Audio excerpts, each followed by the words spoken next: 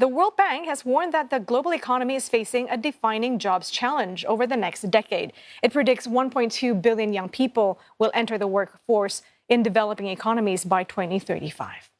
According to its latest report, East Asia and the Pacific, as well as South Asia, stand at the center of that massive surge in youths seeking jobs.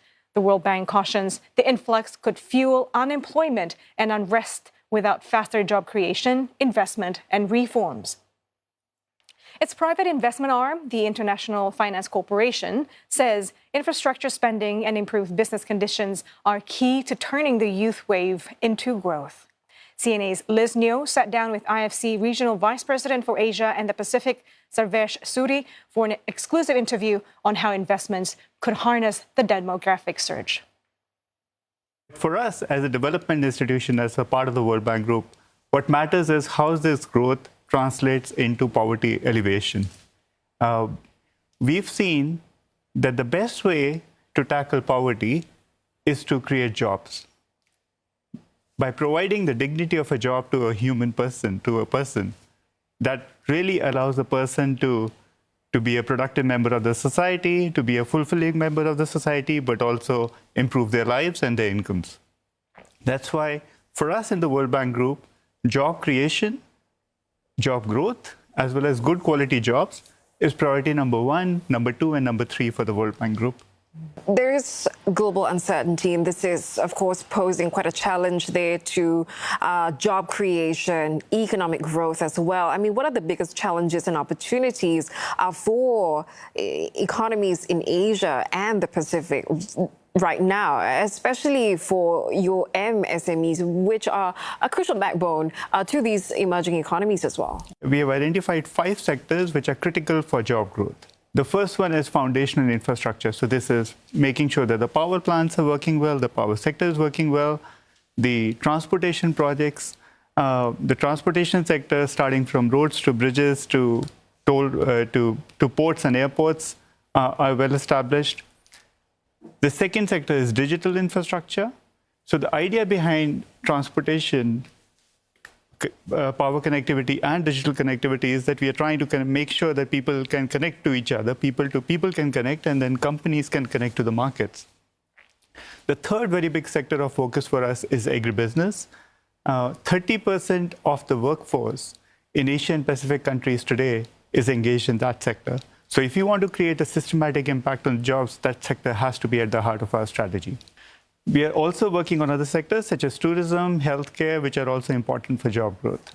Our role is to mobilize private capital at scale because for job creation, we know that 9 jobs out of 10 are created by the private sector. And that's where the role of IFC in the whole bank group strategy is so front and central. We in the World Bank Group have defined a farm-to-fork strategy.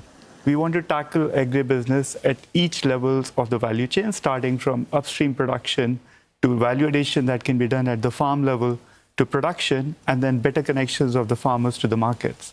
And we are using now AI technologies in that space, helping to really help the farmers improve their yields.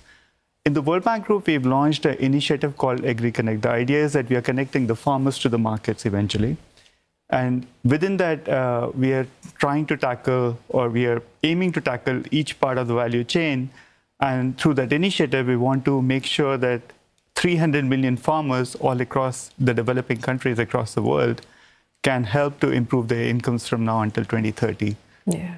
It's interesting you brought up AI, and I was just wondering how you see the role of AI, or how you see AI kind of transforming the labor markets across Asia and the Pacific over the next decade. And I think there are fears that AI would transform jobs. It could also take away jobs. And so I wonder if you think this region, Asia and the Pacific, is well equipped to embrace these changes. If you look at MSME sector, a sector which you touched upon, which has a $3 trillion gap, financing gap across the world, in that sector, AI could be transformative because we are seeing companies come up with new credit models to reach that sector of MSMEs that are not connected to the banking sector today. So it can make a huge dent in access to finance for that sector. Again, all these 3 sectors are important for job creation, which is what we are very focused on this. How will you measure the success of your work at the IFC? That's a very good question as well, because we are just discussing with our board our strategy from now until 2030, which is what we are called IFC 2030, and it hinges on three main pillars. The main chapeau in the strategy is IFC to become a mobilization machine, in the sense that private capital is brought into much bigger way into development finance. We leverage our balance sheet rather than use our balance sheet to fund projects. Just to give you a sense, last year we had record amount of mobilization here in Asia Pacific. We did about $13 billion of business. Our own usage of funds was $5 billion, and we mobilized 1.6 times our capital. But by 2030, we want to increase it to 5 times. So we want to be a much bigger mobilization machine than what we are today.